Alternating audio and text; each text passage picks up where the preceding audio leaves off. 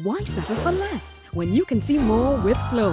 With Flow's digital video service, you get more channels, more customizable video packages, more flexibility with your personal video recorder. Pause, rewind, and record your favorite shows. In other words, we give you more so you can really enjoy the bigger picture. Flow, watch, talk, click.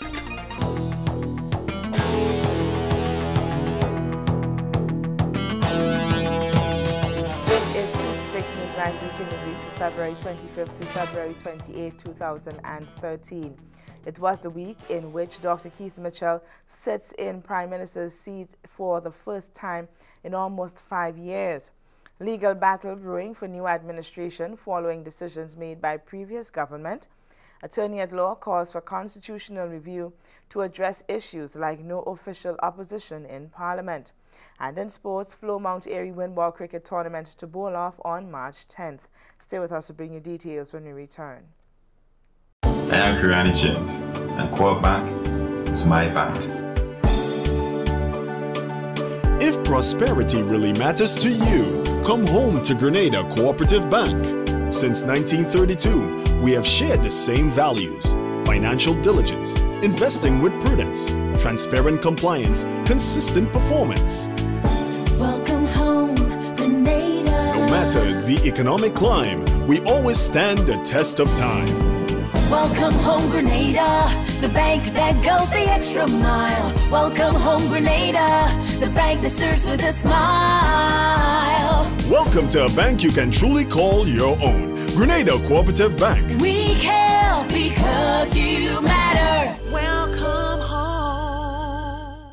It's a popular belief that all windows and doors are the same. But at St. Lou Metal, we know the difference. With true Grenadian craftsmanship and precision that gives the best quality and low guaranteed prices, you have a wide variety of windows and doors to choose from. Skylight windows, 2-half kitchen doors, aluminum doors with window inside and screen. We are the doors and windows people. St. Lou Metal, building number 19, Frequente Industrial Park. Call 439-6538.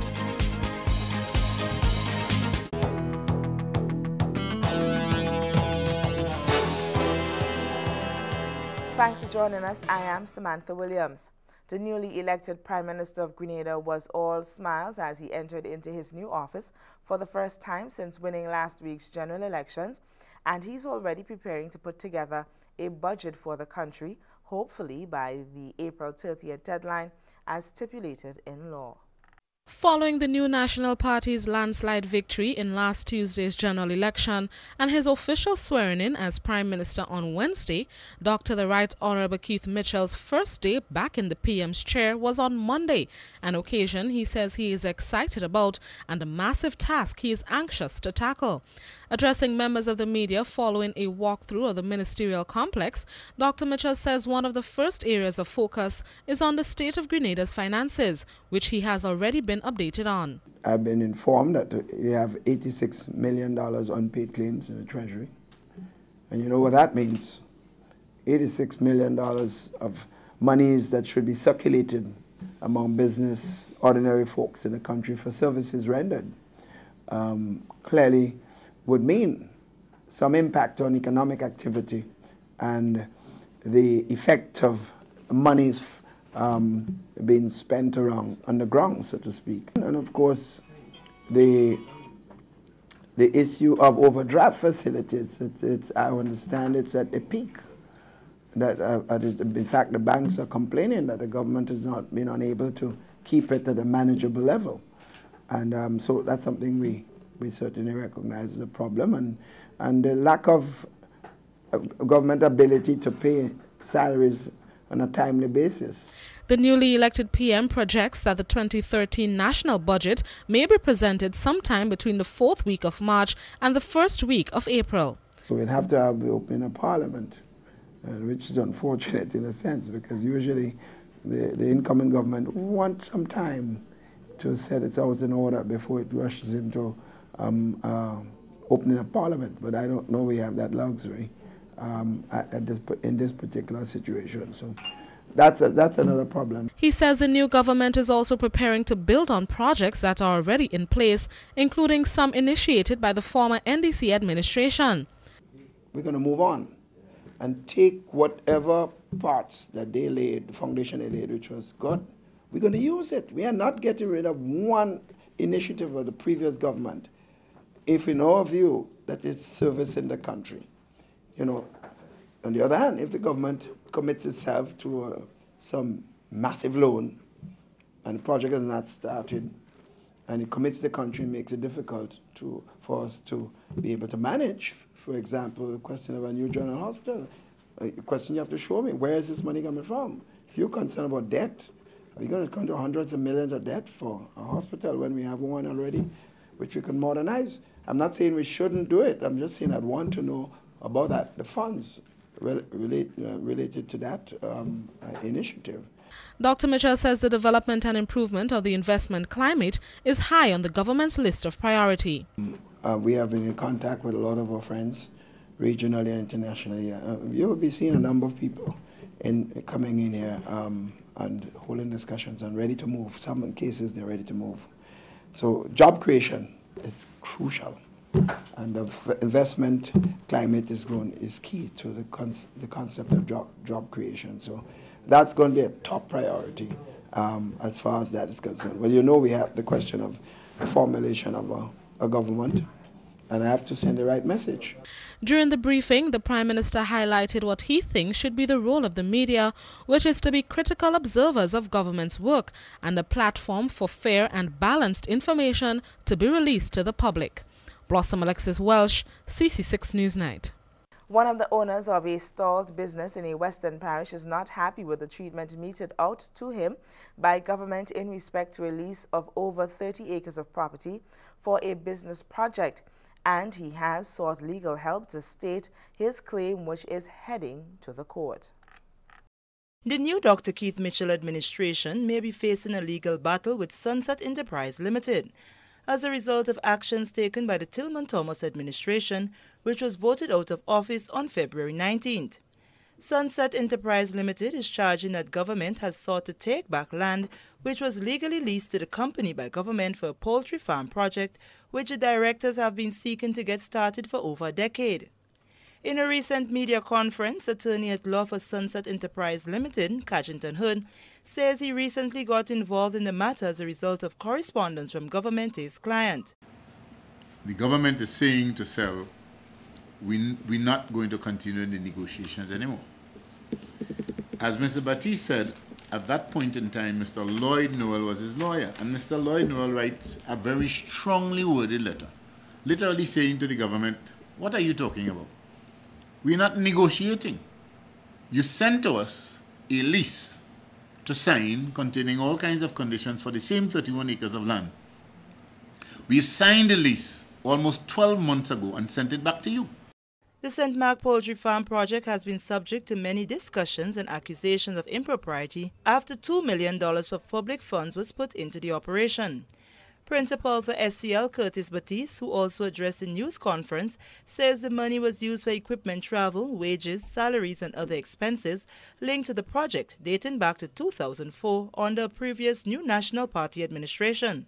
NMP tried the best to put the project together. Unfortunately, like I said, we had the hurricane and things didn't work out the way I was hoping it was going to work out. But most importantly and most interestingly is that I supported the NDC. NDC came into office. I was interviewed in the cabinet room by a committee that was set up by the government to look into the affairs of NMP and projects. In other words, NDC had all the relevant information in front of them. Therefore, there was in a better position to make a better decision and to move forward with that project. So I am saying, NDC has done far worse with that project than the NMP. Mr. Hood says Sunset Enterprises Limited has grounds on which to seek legal redress and he will be going forward with the matter. These issues regarding the poultry farm in St. Mark's has been debated in Parliament for over a decade. Over a decade. Debated to and fro, who's wrong, who's right, what's happening. But now, at the end of the tenure of this government, we have a decision being made in December, communicated in December, after a lease has been signed. And here is an issue which I believe has to be dealt with by whoever takes the reins of government.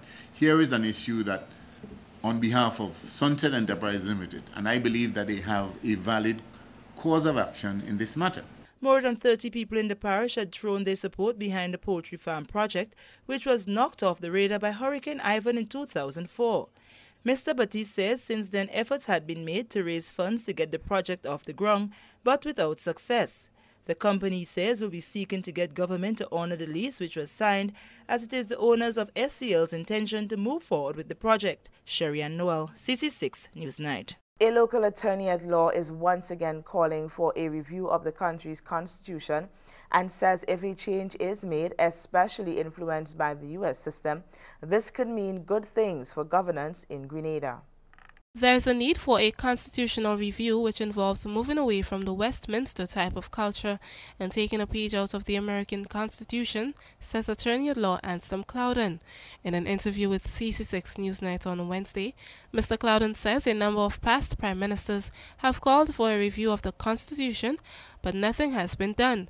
Looking at the present situation with no opposition in the lower house of parliament, he says it is time that Grenada moves to a republican form of government. It's about time that we implement a constitution that would facilitate what we call here participatory democracy.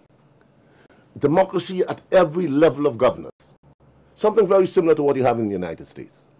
So, the councilman is elected by the people. The mayor is elected by the people of the state. The state representatives are elected by the people of the state, the Senate, the state House of Representatives, and of course the state government. And then you get to the president. He's elected by the people. The House of Representatives in the U.S. Congress, 435 of them, elected by the people. The Senate elected by the people. He says Grenada is too grounded in the Westminster culture, and because of this, there will always be problems with government. If a minister disagrees with the Prime Minister on a particular point of policy, he resigns. We have seen what has happened to the NDC. The point I'm making is that political culture that has developed in England with respect to governance under a Westminster type government, Westminster type constitution, unwritten as it is. Britain does not have a written constitution. Is not relevant to us here. A complete majority in the House of Representatives means that the Governor-General will have to appoint individuals to serve in the Senate. Mr. Clouden says if Grenada's constitution was a bit like the United States, a Senate could have been elected. The Governor-General doesn't have to be advised by the Prime Minister. He can act in his own deliberate judgment to appoint 3 senators in opposition. But that's no opposition, really. Because the people, you see, vox populi, vox Deo. The voice of the people is the voice of the Lord. And if the people say that they don't want an opposition, it is not incumbent on you to appoint an opposition, now is it? And what does that speak to? It speaks to a flaw in the constitutional framework under which you exist. The Constitution, he says, also poses a problem for the judiciary, as it does not allow it to be completely independent. The judiciary under Westminster is heavily influenced by the executive. Okay? So that whereas we speak of the independence of the judiciary as being a co-equal arm of government, there's nothing in our Constitution that spells that out. We have been trying to develop a culture of independence in the judiciary and a lack of interference by extraneous circumstances with respect to the executive. But that is not the case, because the Constitution doesn't spell it out. He says if the judiciary is independent, it can provide the checks and balances needed for the legislature and the executive. Karima Lewis, CC6 Newsnight. When we return, Foreign Affairs official says Grenada was never barred from voting rights in the United Nations. Only one dishwashing liquid can do the job. Quicks is the expert in taking out the toughest grease easily. You know you can trust it. Quicks cuts grease better, full stop. Digicel makes you smile. Free SMS, free international and local. Free magic number calls, extra credit when you top up 10 or more, and get rewarded for your top up. Digicel gives you more to keep you smiling. Get free SMS when you top up with $10.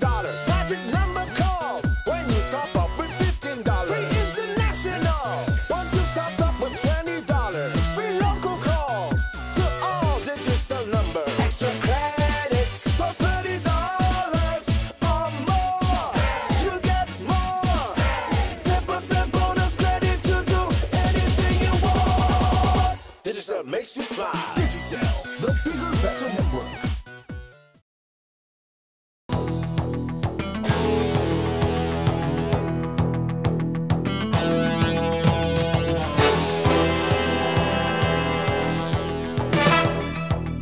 Welcome back. A senior official in the Ministry of Foreign Affairs says Grenada's right to vote on matters within the UN was never affected by the over $40,000 owed to the international organization. Permanent Secretary in the Ministry of Foreign Affairs, Elizabeth Henry Greenidge, says Grenada was never barred from voting on resolutions of the United Nations. A news release from the UN earlier this month stated that Grenada, along with 2 other CARICOM countries, were in arrears of a combined total of over $83,000. The letter stated that Grenada owed US $40,100, while St. Lucia is in arrears to the tune of US $35,727 and Dominica US $7,231, and they have all lost voting privileges at the international body. However, in a telephone conversation with CC6 Newsnight on Wednesday, Mrs. Henry Greenidge says instructions were given to the Grenada mission in New York to pay the outstanding money to the UN on February 8th, but suspects the payment was still being processed when the UN statement was released. She says a receipt stamped February 15th was issued to the government, stating that Grenada has indeed made good on its arrears. The Foreign Affairs PS says the payment of US $40,100 is the annual fee, which goes toward the regular budget of the UN, the International Tribunal, and the peacekeeping operations.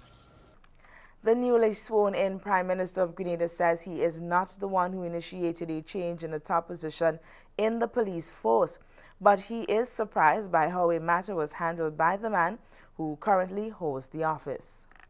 The Royal Grenada Police Force may be looking for an acting commissioner very soon, as present Commissioner Willan Thompson has asked for more than 200 days leave.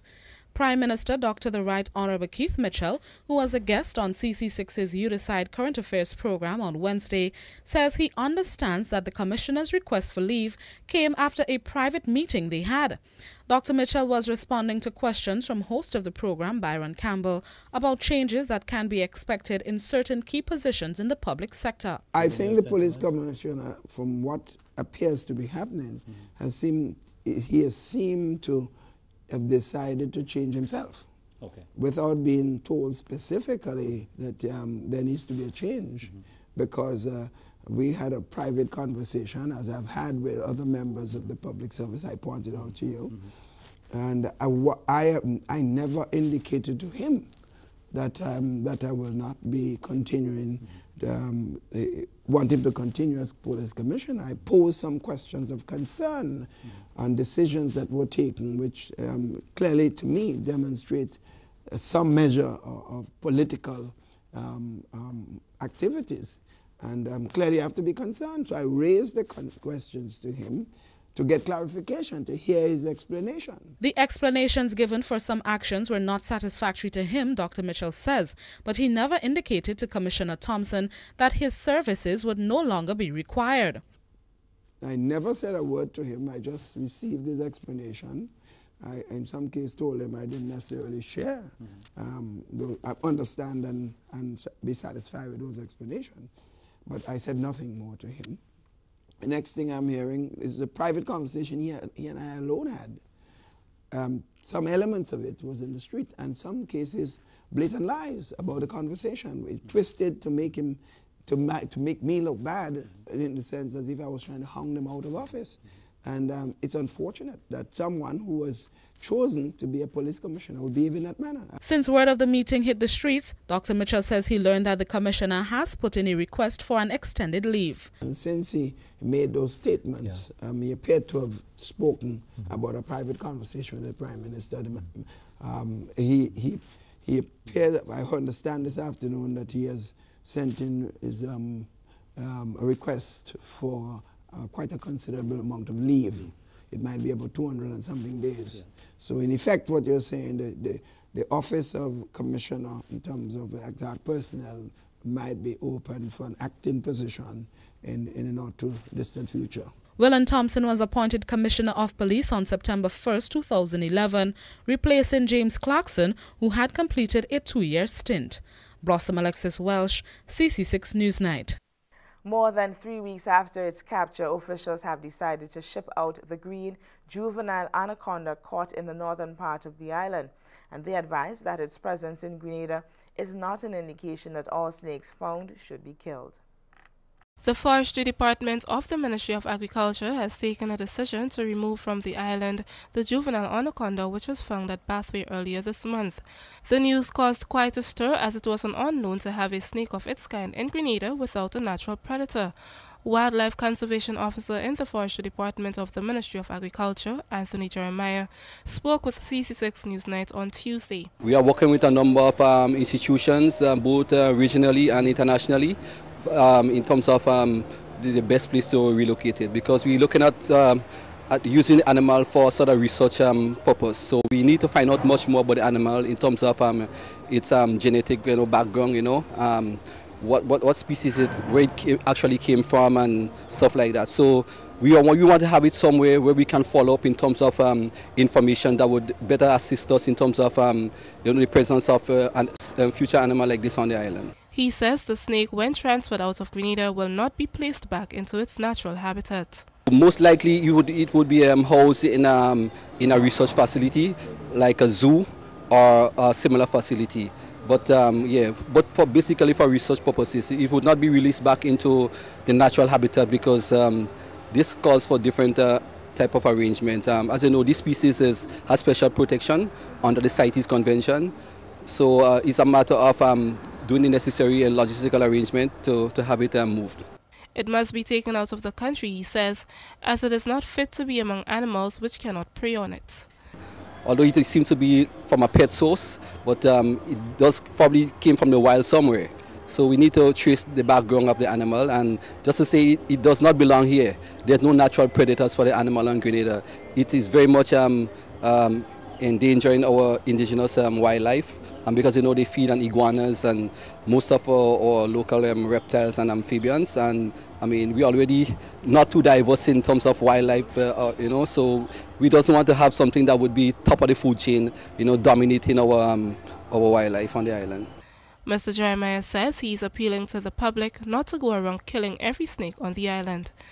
Our local indigenous grass snake and tree boas is unique and beneficial to us. They should not go about killing the serpent or the tree boa or the regular grass snake. But the anaconda is different. They can identify it by the wrong circular black spots on its body. So once they see something different, they should report it. We are appealing to the general public to continue their vigilance and to report any unusual sightings of anything strange wrong in their natural environment. The anaconda snake, he says, is currently being fed on fish at St. George's University, and Mr. Jeremiah says the public will be informed when it is being shipped out of the country. Karima Lewis, CC6 Newsnight. Coming up in sports, West Indies cricketers look ahead to remainder of Zimbabwe tour following ODI clean sweep. Breeze removes stains in the first wash. The other detergents, not always. You have to wash it all again and use twice the amount. So, which one costs more? Do the math. Choose Breeze. Unbeatable stain removal. Cool me down. Nothing can hard in my country. So I open a bakery. Hey, yes. Hey, in order that I should marry. When did you jump, soca? Friendliest people you'll ever meet. Wise man with black stone beside him. Live on Community Channel 6 every Saturday, 2 p.m. to 4 p.m. It's Sound System Saturday. Hello, I'm Chef Didier and welcome to Meals in a Minute, brought to you by the Baron Gourmet Collection. Today, we join Chef Didier on a culinary trip to China for a delicious sweet and sour chicken stir-fry. We start by simply branding a chicken breast in a hot pan with a little bit of oil. Add a little more oil to the pan and stir-fry your fresh vegetables until barely tender. Then add a jar of sweet and sour sauce from the Baron Gourmet Collection with some fresh noodles and toss it until nice and hot.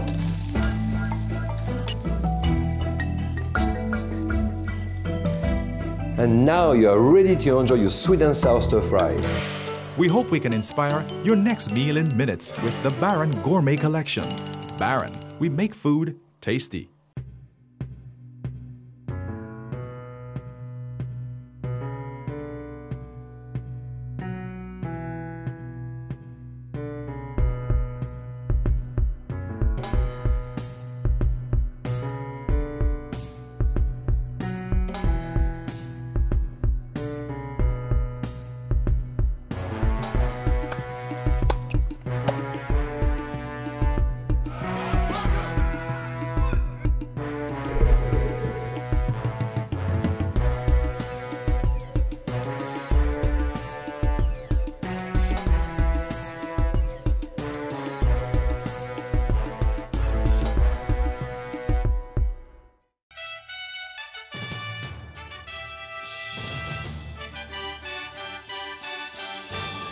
Welcome back. There were a few moments of anxiety for the West Indies in the third ODI match played in Grenada, but that did not deter them from their goal of victory as they whitewashed Zimbabwe in the series. And with more than 25 teams participating in an annual Winball cricket tournament, its sponsors for more than 15 years have given their full backing once more to ensure its continuous development. West Indies swept the one-day international series against Zimbabwe 3-0 following another victory at the Grenada National Stadium on Tuesday. Darren Bravo stroked an unbeaten 72 of 103 deliveries to pilot the home team to a comfortable 5-wicket victory with 22 balls to spare after Zimbabwe was restricted to 211 for 9 from the allotted 50 overs. The left-hander earned both the Man of the Match and Man of the Series awards following a maiden ODI 100 in the first match on Friday. He spoke to members of the media after the game.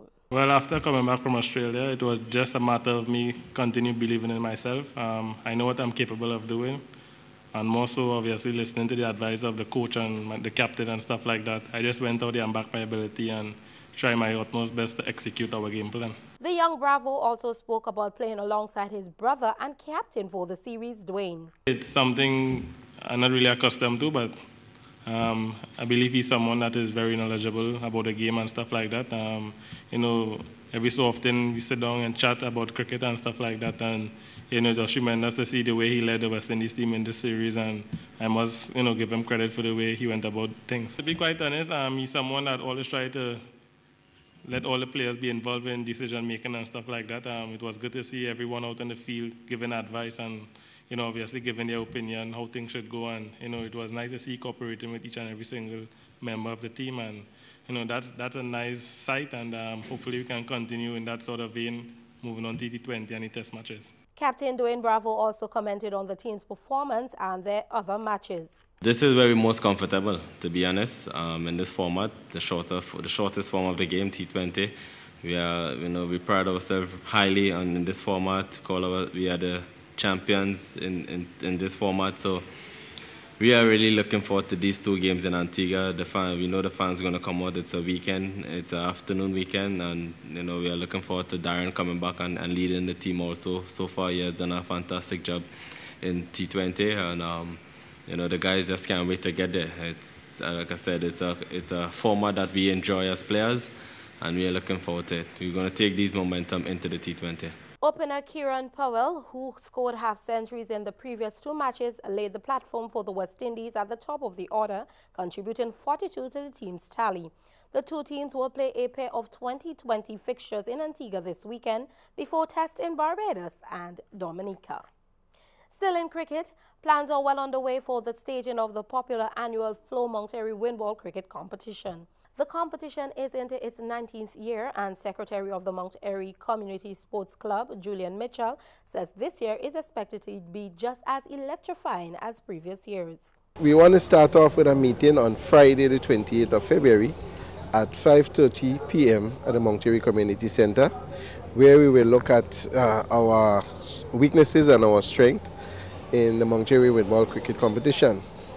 After we have gotten feedback from our cricketers, we try to open on, we want to open on the 10th, on March the 10th, where we will, bring all the teams together. This year, I do not anticipate the 30 and 28 teams. I think we might be down to about 24 or so this year, or it could be even less. As you are aware, there's a downturn in the economy, and most teams who are dependent on sponsors, really and truly, it's not available right now. So I do not foresee the colorful match pass as we had in the past being a reality this year.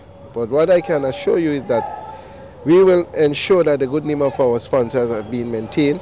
And sometimes we say it's not really the crowd, but it's the quality of the competition you put out. So we want to maintain that high standard of discipline and good sportsmanship. The competition is expected to bowl off on March 10th at the Mount Airy playing field and conclude in the month of July. Athletics continues to take center stage as the various schools and clubs test their readiness and ability to be among the region's best. The annual Co-op Bank St. Andrews Primary School Championship was held at Progress Park Telescope, St. Andrew on Wednesday. The event began with a colorful march past display, which was won by Telescope Primary School. Kendon Berkeley, chairman of the St. Andrew GUT Sports Committee and teacher at the St. Andrew Methodist School, says they are proud of their sponsors. The St. Andrews Methodist School, well, we have a very big staff. We are the biggest primary school on the island. So we have a wider pool of children to pull from, all right, in terms of representation. Whereas we have a population of over 650. Whereas compared to other schools, you have a population of under 100 students. So we have a wider cross-section. Mr. Berkeley says they are looking forward to this year's National Primary Schools Athletics Championship. For 2013, we're coming stronger than 2012. This is a year in which we get to keep the Kirani James Trophy once we win the 2013 championship in St. George's. And we're not going to give up. We're coming up with it for sure. This is the 7th consecutive year that the Grenada Cooperative Bank is sponsoring the meet. That's all we have for you in Sports on 6. We recap the headlines next. Taking a look back at this week's headlines. It was the week in which Dr. Keith Mitchell sits in Prime Minister's chair for the first time in almost 5 years. A legal battle brewing for new administration following decision made by previous government. Attorney-at-law calls for constitutional review to address issues like no official opposition in Parliament. And in sports, Flo Mount Airy Windball Cricket Tournament to bowl off on March 10th. That brings us to the end of CC6 Newsnight Week in Review for February 25th to February 28th, 2013. Top stories from CC6 Newsnight can also be seen on our Facebook page, Flo Community Channel 6. On behalf of the news team, I'm Samantha Williams, thanking you for joining us.